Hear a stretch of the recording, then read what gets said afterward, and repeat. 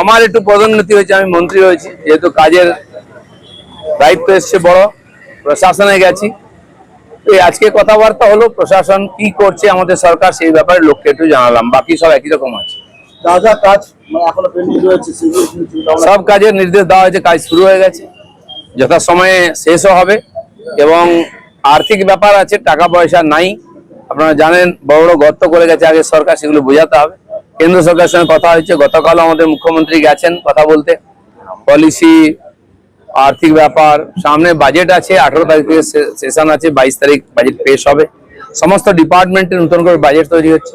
আমি সোমবার আমার 3টে বাজেট ডিপার্টমেন্টেই বসবো বাজেট নিয়ে, সব এমএলএরা এমপিরা কাজ করছে, মন্ত্রীরা। তো নতুন করে ফান্ড শুরু হবে, বাকি কাজও শুরু হয়ে যাবে সব।